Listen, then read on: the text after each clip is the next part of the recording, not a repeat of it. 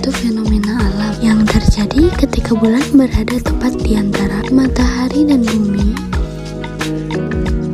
Ada dua jenis bayangan yang menutupi area bagian bumi. Yang pertama yaitu penumbra. Penumbra adalah bayangan yang menutupi area bagian bumi dengan bayangannya yang tidak terlalu gelap.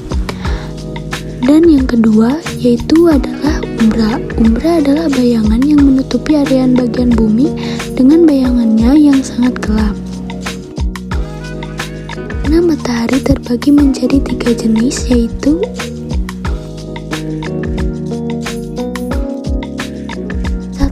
gerhana matahari total.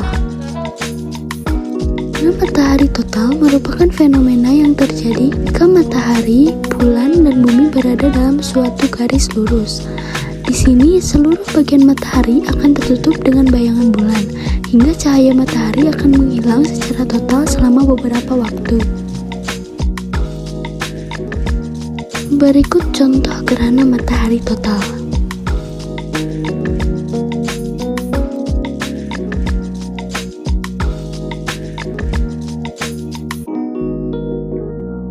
Kedua, gerhana matahari sebagian.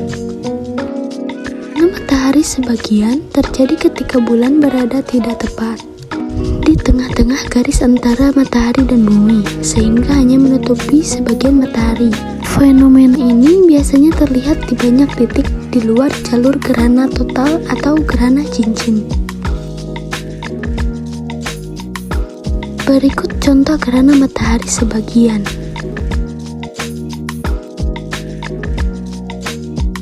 Dan yang ketiga adalah gerhana matahari cincin.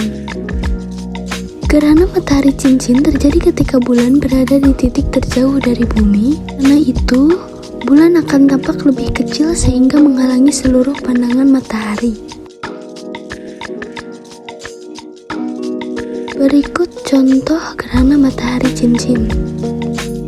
Pada umumnya, gerhana matahari tidak dapat berlangsung lebih dari 7 menit 40 detik. Dan ketika gerhana matahari berlangsung, sangat berbahaya jika melihat dengan mata telanjang dan akan mengakibatkan kebutaan.